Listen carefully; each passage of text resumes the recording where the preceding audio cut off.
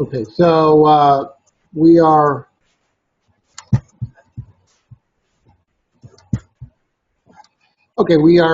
doing our sixth class, and we're doing on the Divine Liberator, and we're dealing with the issue of, we're starting off with the Jews are enslaved. Moshe is in the palace. He goes on day one. He sees a Jew is being beaten by an Egyptian. He steps in. He kills the Egyptian. He buries him in the sand. Day two, he goes out again, which is striking. And then he sees two Jews fighting amongst themselves.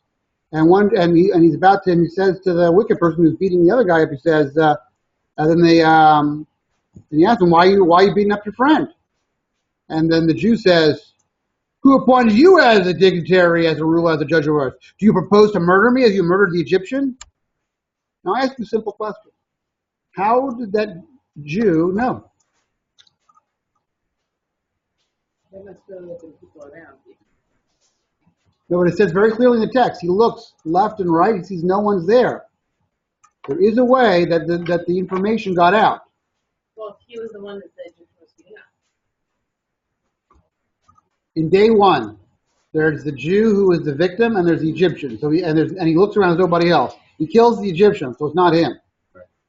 So who spread the news that Moshe killed the Egyptian? The Jewish guy. Right. The Jew who he rescued blabbered it out. The first yes. Yes. Right. Okay, so, and then so much so that the very next day that the entire population knew about it.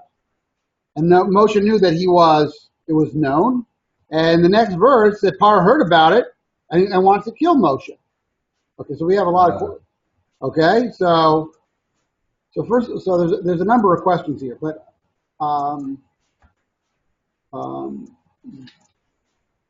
why, if the guy whose life was saved, the Jewish guy whose life was saved by Moshe, who had nothing to gain, but literally everything to lose, by intervening, would share this information out to the extent that the entire Jewish community, in one night's time, found out about it, to the extent that it's already leaked to the Egyptians in a short amount of time. And then the fact is that Moshe has to run for his life, and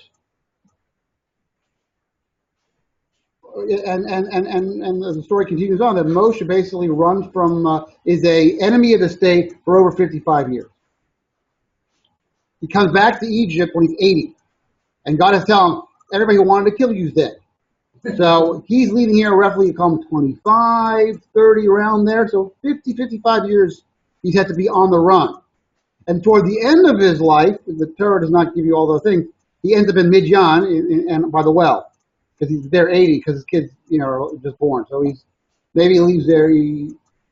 So there's 45 years of Moshe's life where he's on the run, because what? He wanted to help our. This is part of the no good deed goes unpunished file. Okay, so what's the deal with that? Just to clarify, are you asking what we think motivated that Jewish man Yes. to spread that information? Yes. Well, this is, you have to think about it. An Egyptian man, especially someone who's within the station of the palace, and of whatever Moses' statue would have been doing what he did, is sort of extraordinary. Yes, it is. So a Jewish person witnessing this is looking at this going, wow, this guy, this is, it's almost like things are going to change, but we have someone who stands up.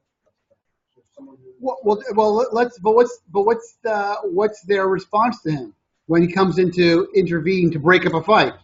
Are they welcoming of him? They resent the heck out of him. They basically say, "Who the heck are you? Are you going to murder us too?" Especially they saw him like an outsider. Why? But he's a Jew. He's sticking up for the Jews. Yeah. They don't know. He's on there. Of course, they know that. They know who to do. Yeah. How do they know?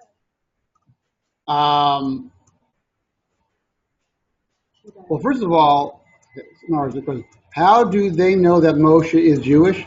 He came from, early. He was had a Jew. The story tells earlier that he was born to these parents, and that he was, saved he was adopted by the daughter of Pharaoh. Which, by the way, going to the same thing, talking about the internet going on that one, that's definitely newsworthy. And there was not hidden that he's not Jewish, so it was I think it's a fairly known thing. I think the verses, and they knew who he was. They could have said, well, how do they know who he was? But apparently he's a known person. He's a known personality. But he's known, here's the thing, he was raised by the Pharaoh's daughter. Yeah. And it's known he's Jewish. Yep. That he was raised somewhat well within the palace. Like, was he raised as a slave in the palace? No, he was, royal. No, you'd assume that he was freed royalty. In fact, one of the commentators, Ibn Ezra, says, why was, here's the greatest Jew who never had a Jewish education, brought up with no Jews, no Jewish friends, right? He had the normal Jewish support systems he did not have. Zero. So my question is this: how is it that it's known that he's Jewish if he's been raised in a palace away from all the other Jews? His mother was still feeding him. Right. The deal was, in the previous story, Miriam, who's watching over him, tells him, I have a nursemaid who happens to be his mom, but she doesn't know that. Fine, I'll pay her to nurse the baby. And then at some point later, after the child's weaned, 2-3 years old, the baby's returned.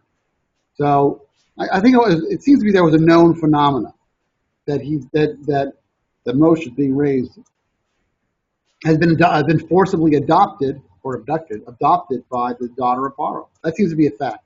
Did they grow his hair out like he did with Pharaoh? Well, he seems clearly no. First of all, clearly he just adopted when he seems to maintain his dress as an Egyptian, interestingly enough, because he's identified as an Egyptian later on in the story when the daughters go down to the well, and then again there's the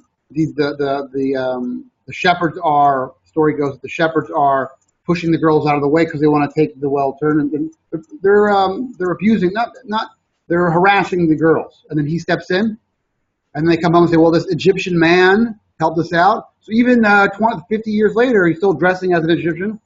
He's walking like an Egyptian. Right? I just had to throw that joke in, right? And the Pharaoh's daughter knows. Yeah, everybody knows Jewish. Well, that gets the question is that goes into the point of why would Paro want to kill his adopted grandson? Here's the thing. Why would Pharaoh have allowed his daughter to take a Hebrew boy out of the water after he already knows that there's going to be a Hebrew boy who's going to rise up and be all the Well, he doesn't. First of all, he does not know that. That's a midrash. That's a midrash. Midrash, not the story. No, but the answer is but the answer to both your questions is the same thing. He thought he's a little boy. We'll raise him as an Egyptian. He'll be fully acculturated, and the fact that he has a Jewish background will be irrelevant to him, especially to be what is he going to identify with the people who are the lowest on the totem pole? Why would he want that? He'll forget his past. We'll raise him as a good Egyptian boy, and he was. Why did they make him a slave? Why? Because it's Pharaoh's daughter, adopted son. Why does she need to adopt his son? I'm saying, why didn't they just make him slave because he was Jewish? Not Well, adopted. she took pity on the kid. Well, she found she connected the kid. This became her little. Or like, was there anything like she didn't have kids or? So that's a whole. I don't get to. There's all kinds of interesting parts of the story. I want to stay focused. We can do the entire extra story. I could serve matzah. We could have a seder. So I do want to take. I want to. Give it a few months. Right. We just want to. It's a good question. It's a good question. So let me just keep a little bit of focus. So what's going on here, just to answer Justin's questions like this, is that Paro, once he saw that he's now identifying with, he's now grown, he's been educated, trained, both militaristically, politically, and given the best education in the known world, and yet he still identifies with the race or the nation of his youth. Makes sense. Then of course he now became extremely dangerous, because then he will be an enemy of state, because he will launch a rebellion. He's perfect rebellion material, rebellion leader material. So he must kill him. If you're Paro and you accept his position, you must kill Moshe. Right. He's dangerous. But the Jewish people are sitting there looking. I guess they're resentful of him because they know he's Jewish and he grew up But you see, this guy gave an unbelievable sacrifice. So one theory I want to go to, because we got 42 minutes here. One theory is this is similar to. Have anybody heard of the Stockholm syndrome?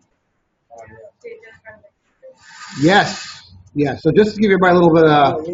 So here's the deal. There was in Stockholm, Sweden, back in 1973, there was a bank holdup, and for 3 days, for 5 days, while the terrorists or the bank robbers are negotiating with the police, and they have several bank employees who are hostages.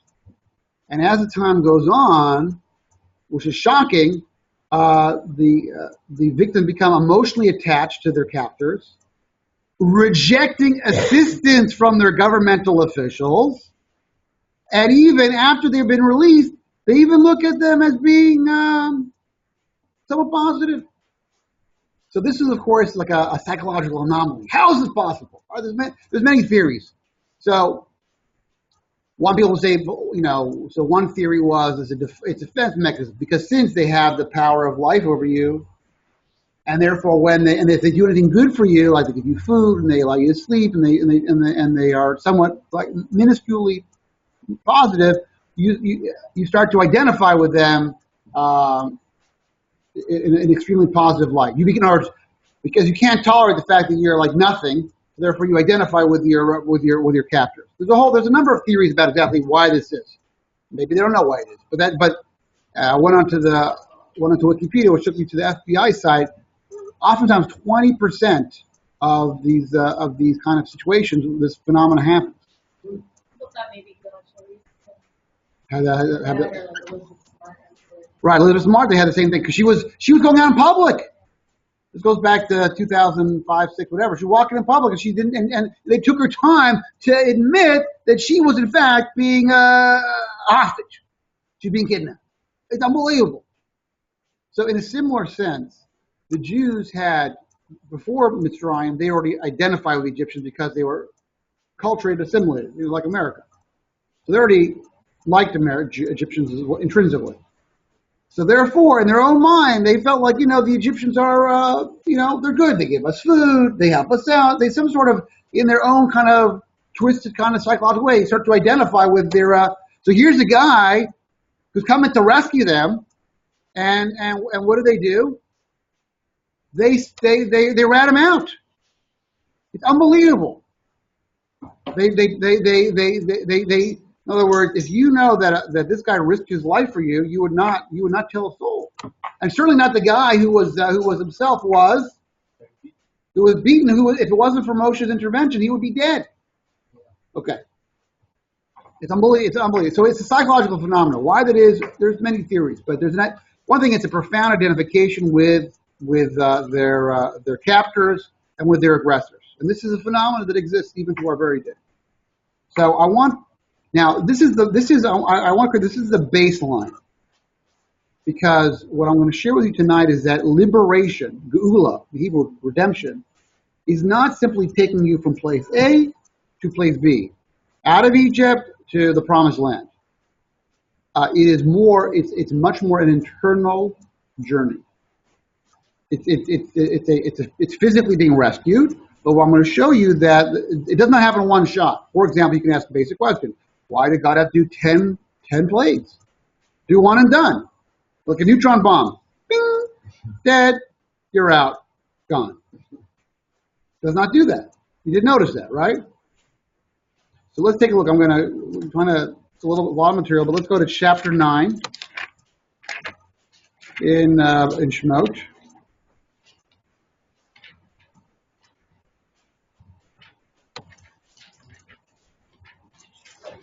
And we're now up to, I'm going to drop you into the prior to the 7th plague, which is hail.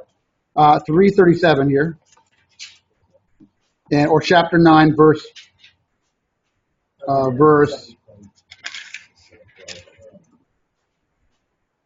let's just go back to actually verse 13, page 335. Verse 13. All right, who'd like to read? Bavakasha? Go ahead. Hashem spoke to Moses, "Arise early in the morning and station yourself before Pharaoh. Say to him, so says Hashem, the God of the Hebrews, send out my people that they may serve me. For this time I shall send all my plagues against your heart and upon your servants and your people, so that you shall know that there is none like me in all the world. For now I could have sent my hand and stricken you and your people with the pestilence, and you would have obliterated. You would have been obliterated from here. You would have been obliterated from the earth. However, for this have I let you endure, in order to show you my strength, so that my name may be declared throughout the world." Okay, so Moshe communicates a message from God to Pharaoh, to Paro. What was the message? Watching Yeah, it. he could totally destroy you. So he's telling him, I am purposely not destroying you all in one shot. To what end? What goal? Show you that. Just them? And then Jews. Just the Jews? Everybody. So- Proclaim it to the world. World. Exactly. So the bottom line is that part of, but the first audience, the first benefit, of course, is the Jewish people. In other words, what is through the various plagues, the blood and frogs and lice and wild beasts, etc., and boils, all the different plagues. What did that do to the psyche of the Jew? Slowly built up their feeling like believe in him. They believe in him. It Instilled awe can still some fear though. and also fear as well, correct? But specifically, what is it? Why is always Paro the focus of attention? Moshe is always doing negotiation with Paro. Because Pharaoh is the all-powerful figure of the Egyptians and of the people there. So if you're making this all-powerful figure cower, how much more powerful are you? Correct. Because in their mind, the person, the being who is the God figure is Paro. So they need to start to, they have to see that who they believe is all powerful, Paro, who was a mystical personality in the Egyptian culture, is really what? Just a person. Powerless in regards to in the specter of the power of God. Nothing. So it's having to have, but why can God do it on one side? Because again, all developments have to happen developmentally over time. In other words, the plagues happen roughly over a year span. It didn't happen in 5 seconds. Because really they're not 10 plagues, really 10 lessons. 10 educational moments, which is allowing the Jews to perceive the world, and specifically their enemies, in a different light. You understand this? Right now, but are they right now emotionally, have they freed themselves from their slave mentality? Do they look at the Egyptians as being nothing? No, because these transformations do not happen in one shot. Let's continue on. Let's go to the Jews. Let's go to chapter 14.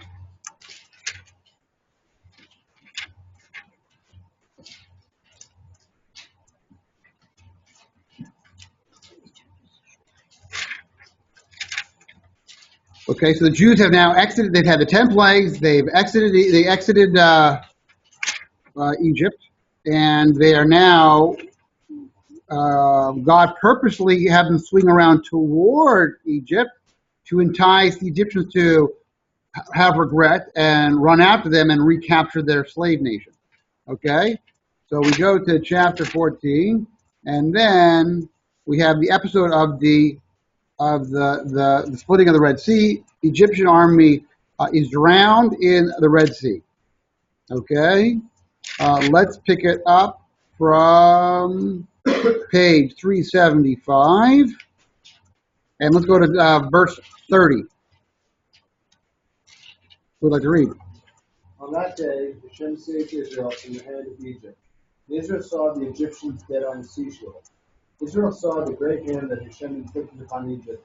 The people revered Hashem. They had faith in Hashem and in Moses, who said.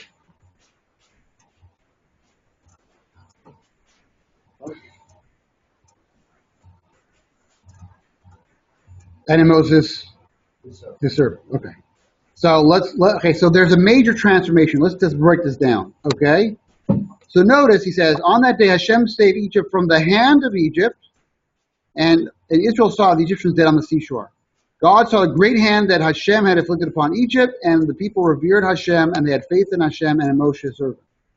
So what about the 10 plagues? That was like nothing. What happened here?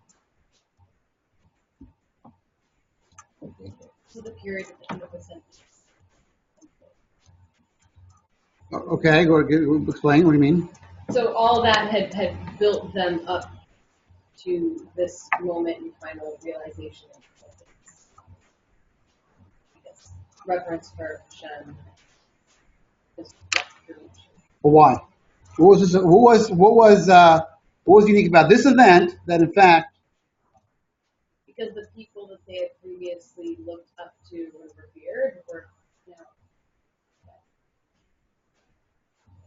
correct, It's a confrontation. It's the mighty army of Pharaoh, right?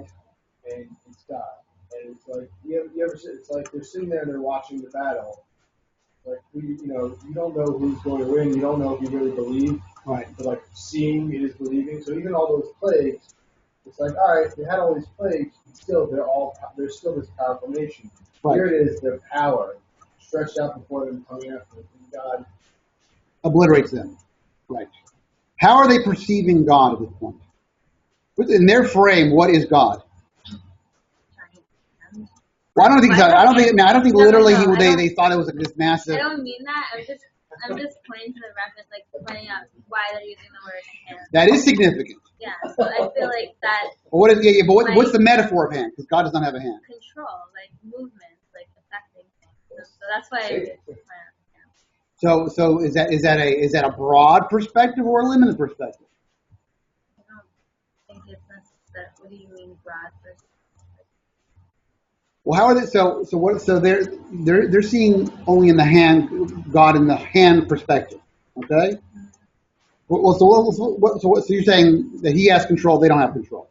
That's what you're saying, correct? Not necessarily. Okay. I'm just saying that I'm not talking about who has control. First of all, what does it describe His hand? And verse 31, and Israel saw the great hand, Yad HaGedolah, the great hand, that Hashem inflicted over upon Egypt, and the people revered Hashem. But there's also a hand of Egypt. Yes. So I guess, why don't we start with that? What do those terms mean? Let's start with that. like the power. Yes. Right. It's a metaphor of their power, right? So there was a collision between the Yad Mitzrayim, the hand of Mitzrayim, their human effort, and then there was the great hand of God that flattened them. Yeah. So that's true. But, Go ahead. Question. well, the thing that's interesting to me is like there's the great hand of Hashem, but then are the Jews seeing like the hand of Hashem at all in the role that Egypt played? So like they're calling Egypt has a hand, Right. and then there's a great hand. Are they seeing those hands as separate or as one hand? Separate. Right. So in a sense, that looks like it could be a separate God since it's Egypt's hand, and Oh. that could be confusing for the Jews who came from this place of like idolatry. Okay, it's interesting. A second, let me. Okay, hold on, 1 second. Yosh Hashem b'yam and Mitzrayim yam Mitzrayim.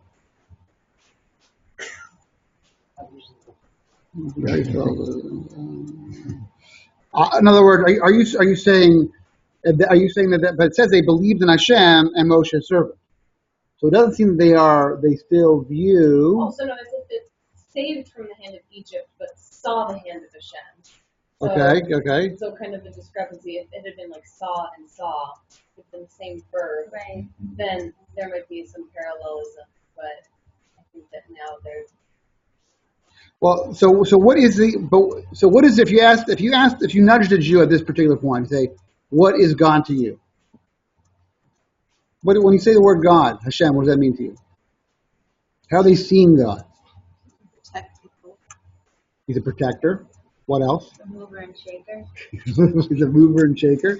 True. He's not What? me either. Justice. What? There's an expression of justice. Entity outside the bounds of time and space. Well, I'm not sure I don't that level of sophistication. I'm not sure they have that just yet. So I didn't ask first. No. I'm asking if you ask Jews. Oh, I apologize. If you ask them, if you went to, in other words, remember these Jews are on a journey. Okay, remember they were essentially, they viewed that Paro had divine power. Literally a month before. Okay, right? And now they from the Makos are saying that the emperor has no clothes. Okay? No, they're saying that the Paro, the emperor Paro, the Paro emperor has no clothes. He's not powerful at all. So now they shifted to they have a new awareness now, because it says, and they believed in Hashem and in Moshe's servant, which means that which apparently was not fully the case before. Is that a fair deduction? Yes. So what is their vision of Hashem right now?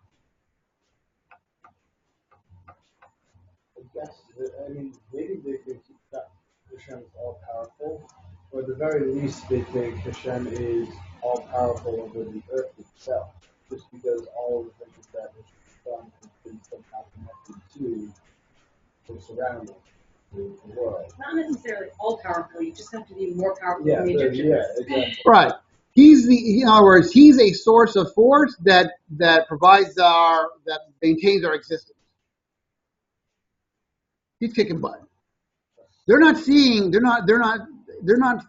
beyond that realm. In fact, when Moshe leads them in song, right, trying to educate them, let's go to verb page. Why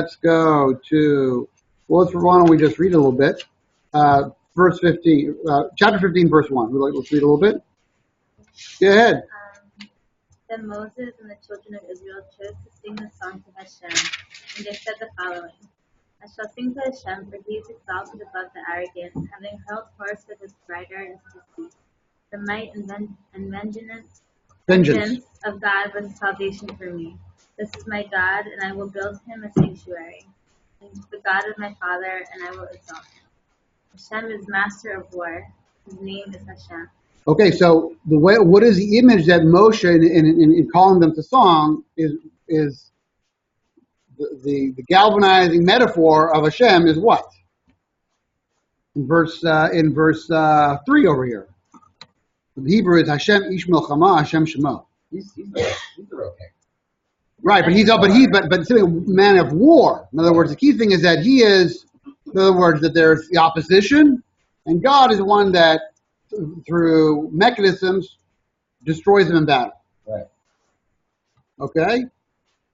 Now, at this particular point, are the Jews, are they active people? What do you mean?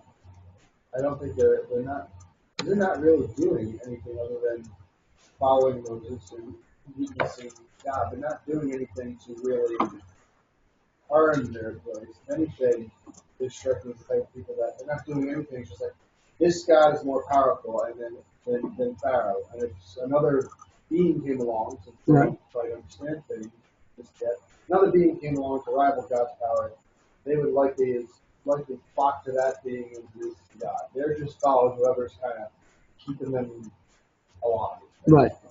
So by analogy, they have what the people call they have a slave mentality. They're used to taking orders. They are passive. They're reactive. They're not decision makers. They're not reflective necessarily, by and large. But that's going to change. So that's where they're at now. Then we go to sort of a stage 3 here. So Hashem is now opening up their minds to see things in a bigger way. Let's go fast forward. It was from the time they left Egypt till the time they got the Torah. It's 49 days, right? So let us go to chapter 19, and let's take it from the beginning of Let's pick it up from chapter 19, verse 1. Good. Oh, no, good. In Masha. the third month from the exodus of the children of Israel from Egypt, on this day they arrived at the wilderness of Sinai. They journeyed from Rephidim and arrived at the wilderness of Sinai and camped in the wilderness, and Israel encamped there opposite them. Okay, so basically they're now, just to give you, if you know the Sinai idea, there's somewhere toward the tip there. We don't know exactly where it is 100%. Go on, verse 3. Moses ascended to God, and Hashem called to him from heaven, saying, So shall you say to the house of Jacob and relate to the children of Israel, You see what I did to Egypt, and that I have borne you on the wings of eagles and brought you to me. And now, if you hearken well to my voice and observe my covenant, you shall be to me the most beloved treasure of all peoples, for mine is the entire world. You shall be to me a kingdom of ministers and a holy nation. These are the words that you shall speak to the children of Israel. Okay, good. So Moshe goes up to the mountain, has a prophecy, and God tells him the following.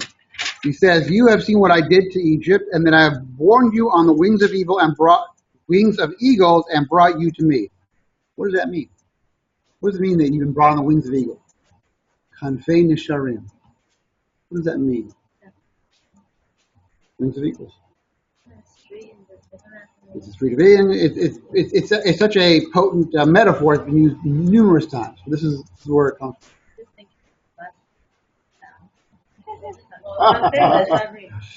I'm thinking, sure. Right. There's a street. There's a big street in Jerusalem. Right. So they're protected now. How does protection come from the metaphor of a eagle, and then you're on the wings of eagles? What are the features of an eagle? Well, let's say, and you're on the wings of a sparrow. Let's say that. The wings of a dove. It's like the king of the air. Exactly, that's right. They soar pretty high. So number one is that, so this is the most high soaring, high soaring bird. A. Therefore, you're impervious from any threat. So that's idea number one, is that during their journey of the 49 days from Egypt, through Egypt, till time, they've not been attacked by any hostile nations or any other environmental problems. That's dimension number one. But then it says, I have borne you on the wings of eagles and brought you to me. What does that mean there? In order to see what's the traveling to Hashem? What does that mean? I mean, maybe it's referring back to what we were talking about before with the plagues, how Hashem did all these miraculous things for them, and I guess you could compare that to being put on the back of the eagle and pushed out of that situation. But it seems to be talking from the time they were in Egypt through now. Now they are camped at Mount Sinai. They're going to receive the beginning of the Torah, the 10 Commandments. I thought it was kind of touching on realizing, I guess, who was also greater control, because it could have said, and I have come to you. Right. But instead it says, I brought you to me. So correct. I'm in control, and I'm, I guess, spinning the Liberator. That's certainly that is certainly the case. But he could have said, in other words, you saw what I did in Egypt, and I brought you to me. But he used the metaphor of, and I have borne you on the wings of eagles. So one dimension is what Sarah pointed out, is that there was an aspect of absolute protection, impervious from any kind of marauders, any kind of environmental problems. Second, you want to give a shot at it? Weren't they attacked by Mount? They were attacked on the Mount in Parshat B'Shalach, but they battled and they were victorious. But the thing was that there's also a growth going on. In other words, they were also fast-tracked from going from being the slave mentality person to now they've been offered a job, a new role, a new identity. And what is that? And you will be what? Well, what does he say? He says two descriptions. You'll be a kingdom of ministers in the holy nation. Well, 1 second. So they went from being a kingdom of slaves now to a kingdom of ministers, what they call Mamlechet Kohanim. What is a Kohen? It's Larry. Okay. Well, what's the essential job of a Kohen? What does he do? You're supposed to have out with, you're not supposed to have a regular job. You're supposed to just hang out. Well, he works in the Kohen works in the temple, but there's a rotation. So basically, works have to be a couple of days a year, and on the major 3 festivals. But what do they do the rest of the time? Teach. Right. The Kohanim are the educator class of the Jewish people. They're not allowed to own land, so they're supposed to be dedicated as a class to education. If you had a problem, you go to your local Kohen and he'd give you an education. Okay, that's the model. We say now not just the Kohen is, because this is before there were Kohanim, because that happened later on, but actually all Jews are going to be Kohanim. Mamlech Kohanim are going to be a nation of Kohanim. Who are we supposed to be a nation to? If we're ministers, who are we ministering to? The whole world. Now, 1 second. That's a major journey here. So before, there are these passive, like Holocaust survivors. They're walking out of the concentration camp door. They see the Allies bursting in through the front gate with a tank. I mean, they're completely shell-shocked. They're like, they're not thinking. They're not active, aggressive decision makers. Survivors turned around. I understand that. And then you have, but like in Israel, that either the survivors or the children of survivors, right now, I mean, we have Yoram Kohen is an Orthodox Jew who runs the Shin Bet. I think, in fact, the guy, Meir Dagan, who was the head of the Mossad, his parents were survivors. There's a different mentality of being victimized, a slave mentality, a hostage mentality, and then you are strategic decision maker. What's the content of Sharm? Hashem did that in 49 days. He's given them experience to allow them to be able to be eligible to receive the Torah. So the major difference, you can't give the Torah to somebody who's just, just a slave, just reactive. You have to make a decision to accept the Torah. Not subinitial, they say. We'll do it. You know what I'm saying? So that's really, there's an internal growth going on. This is what it means to God as a liberator. He creates environments and situations where the internal, not only are you out of danger, that's prerequisite number one. Prerequisite number two is that the freedom of mind occurs. Much harder. Much harder. Do you understand what I'm saying? So then he has given them in chapter 20. What's the first mitzvah? Let's go to page 407 if we can.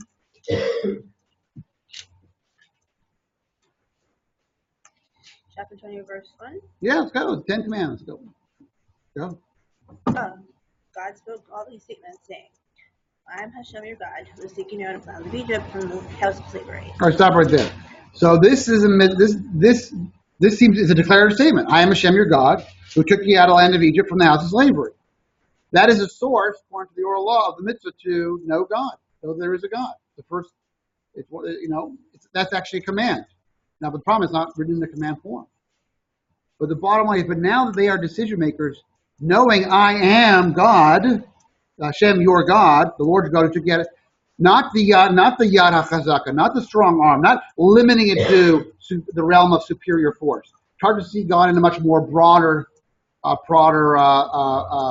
context. Does that require thought, reflection? Because even to understand, in other words, the idea here is that you can see the exact same scene, and depending on your education, you'll see it completely differently. Do you know what I'm saying? There were the Jews that saw plague 1, and there's the Jews that saw the whole plague at 10, after plague number 10, and there's the same guy who saw the situation as it being an arc of development through the splitting of the Red Sea, and then they're seeing it all the way to the development of them being led in the desert and then to Mount Sinai. You know, these are new insights. The Jews the liberation of mind is occurring. They're now eligible for mitzvot of a much higher caliber because they are not passive slaves with a slave mentality. They're decision makers. They're reflective. They're thoughtful. Do you understand what I'm saying? That's what God, when we say right before we do the Amidah, we say Baruch Atah Hashem, Hashem, Yilach, Olam, God, it will be the eternal King. Three shall go, Sur Yisrael, well, my best will go, all you Hashem, so Kadosh Yisrael, Baruch Atah Hashem, blessed you, O God, to all Yisrael, Redeemer of Israel. That's the main way we perceive God. Not that he simply takes us out of jail, but he takes us out of the jail of the mind. And that's much harder. Many people in our society are really living enslaved lives. You can be enslaved to what your neighbor thinks of you, what your parents' expectations of you.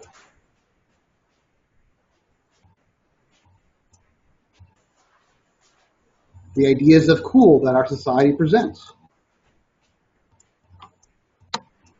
Are those not enslaving thoughts? Yeah. So to be free is actually not so simple. To be free is not so simple. But that's where, in fact, and we're saying a step further, if it wasn't for God's intervention, you wouldn't be free. You're going to work for the man, whether it be Paro or Jack Welch at GM or whatever. Some CEO, some dude is going to create, sophisticated lies to allow you to live what you think is a meaningful life, but basically where he's profiting off it.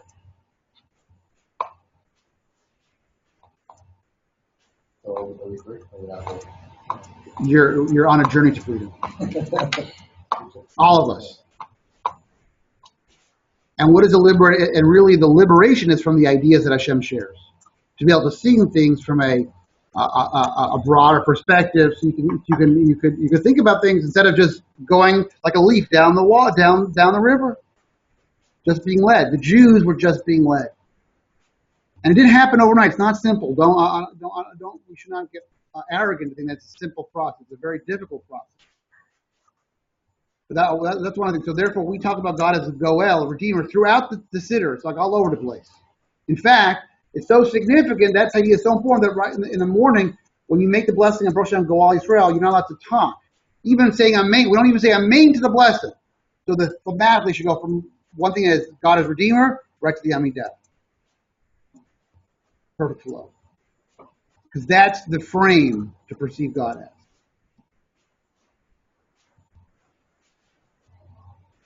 That force of liberation, of education that allows a person to be really self-actual. That's called to be a goel, to be redeemed, and that's really what a Pesach is all about. That's the celebration we're really celebrating. Question. So how would you connect? So how do you connect that to what we're saying about the way that the Jews their perspective changed before and after? You're saying that we don't want to. You're saying that we don't want to be in that state, like that, of we don't want to. We want to be able to actualize our ability to I don't. So let me put into a meat to eat treat. We basically identified 4 stages. Stage 1 is where the Jews are completely enslaved into the propaganda and belief system of Egypt, which puts Paro as the mystic leader who is a conduit of all good to Egypt. Okay, and they buy into that. And in fact, even when they look back, they say, "Oh yeah, we had meat, we had cucumbers." They look back at that propaganda and that culture was very powerful, and they bought into it big time. Okay, and it's not simple to leave this. This is where they were before. Then Moshe shows up. Okay, and they also have a cultural heritage of the one God, so they have it in the background. But it's not, except for the tribe of Levi, which is the Quran comes from shape Levi. Other than that, they remain separate. They maintained They maintained Abrahamic Jews. Did not give into the culture of Egypt. They were not idolaters. All the other Jews were, to the extent that they weren't doing a circumcision. Because you see that Moshe, right before giving of the Korban Pesach, they had to be re-obligated. If you want to do the Korban Pesach, you got to do the Brit Milah, which shows their actual breaking from Egypt. They're doing demonstrative actions that I am no longer a citizen of Egypt. Yeah, all the men, yes. So there was the one state. That's so stage 1 is being completely enslaved, in, heart, mind, and soul into Egypt. They are part of Egypt. They feel fully Egyptian. Even now, the question, well, how can you? But they're getting beaten. Yeah, but the Egyptians were very smart. They weren't just like the tragically, we have a very contemporary analogy. The Nazis were geniuses at manipulation. Paro was the same way. Paro, don't just because he lived 2,000, 3,000 years ago that he's an idiot. No. The fact that he know how to operate a DVR does not mean he's an idiot. He was running an empire. To run an empire, you've got to be very smart. Okay? So that's fact one. So that's stage one. Completely enslaved, part of the state, believing the rhetoric, believing the politics, believing the propaganda of the party. Phase two, Hashem sends Moshe, and he starts to do the Maka. And they're seeing that 1 second, the propaganda that's being told is not fitting into the reality. I see that Paro is actually powerless, and his magicians have no power, and they're covered with boils, and they can't stop anything. And Moshe is saying so he is a source of power. Hashem is a source of power. That was stage two? Stage two. It's getting rattled. Already. It's getting rattled. No, it's rattling. It's getting shaken up. They're starting to, and to the extent that the Jews are able to have the bitachon, the commitment, the conviction that this was true, they did the Korban Pesach. Now, the Midrash says that a shocking amount of Jews could not break from Egypt, even with a Makot. The Midrash exaggerated by saying only a fifth left. That means 80% of Jews couldn't break free.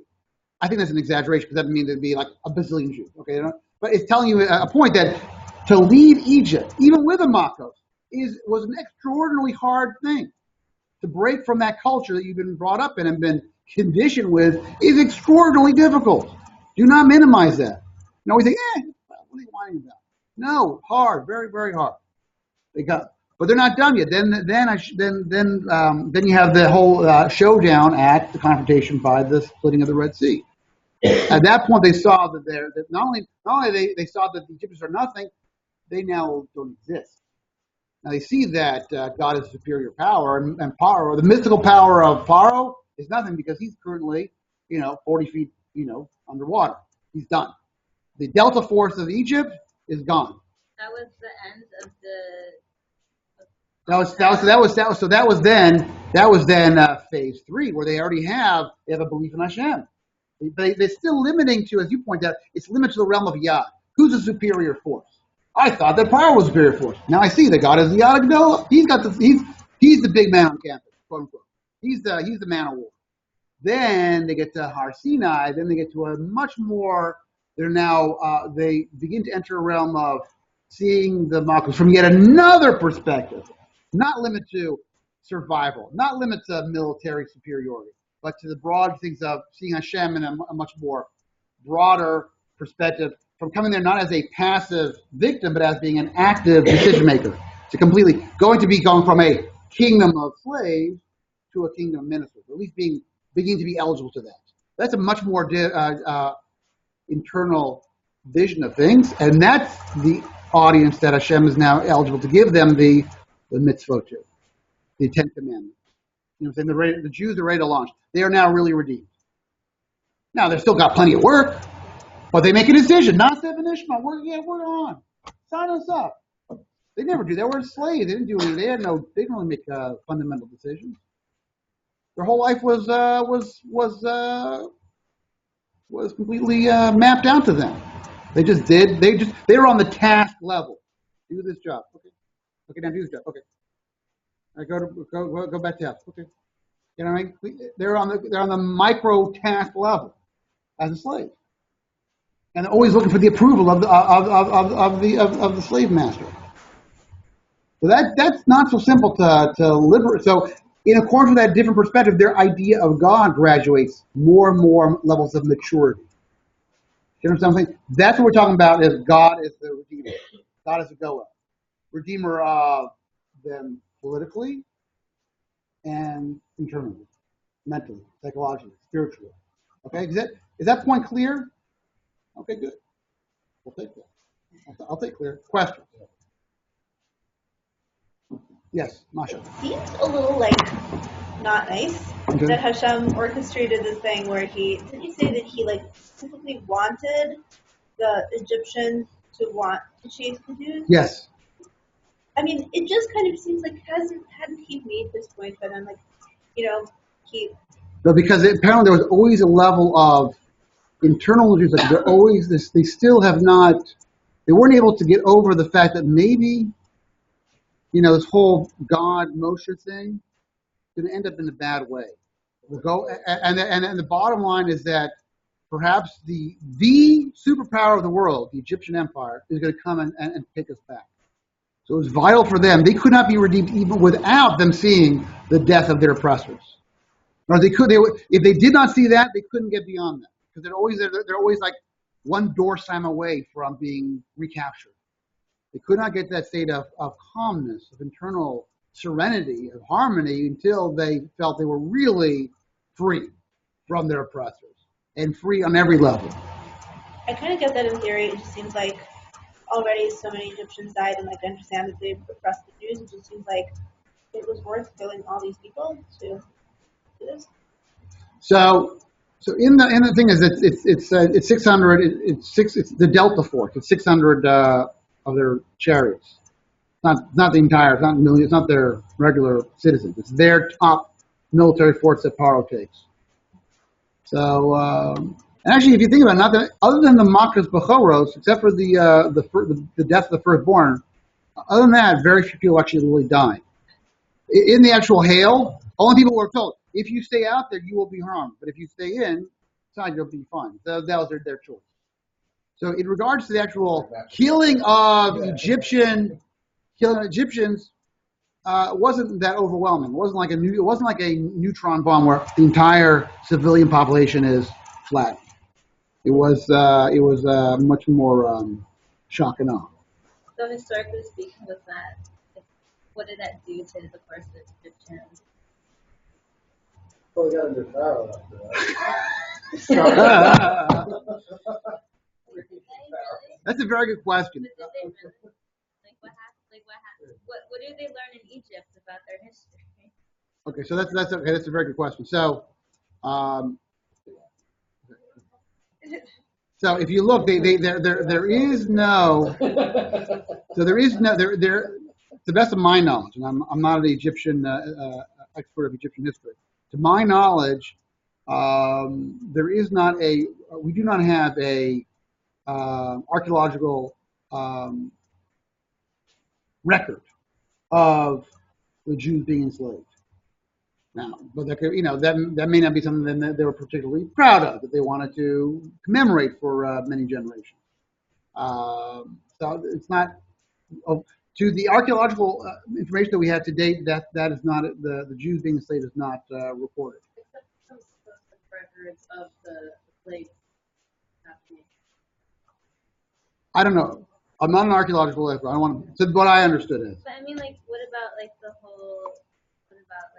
pharaohs? Were there more pharaohs after that? Yes. And so Yeah, it was not the goal was not to not have pharaohs. And so the Jews who did stay behind continued to be enslaved for how?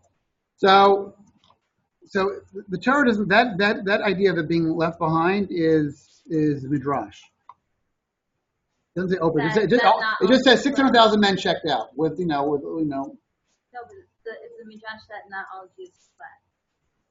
Correct. So in the Torah, the Torah says not only did the Jews, but they had other nations other foreigners that have been living in the metropolitan area also joined the Jews and checked out with them. A mixed multitude. So 600 went to Sonic, but it was like 3 million, right?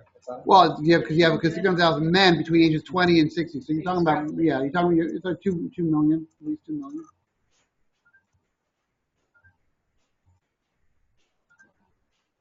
So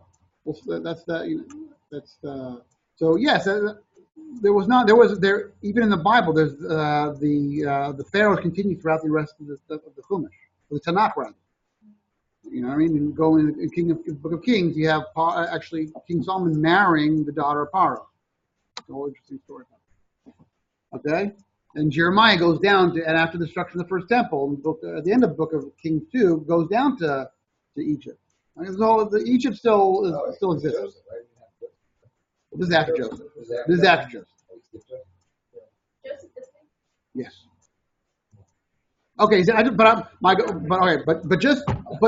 without getting onto juicy, interesting other side talk, because we are touching on a major core issue, is that what I want you to walk away with is that the idea of that we have God as a creator at the beginning of Genesis 1.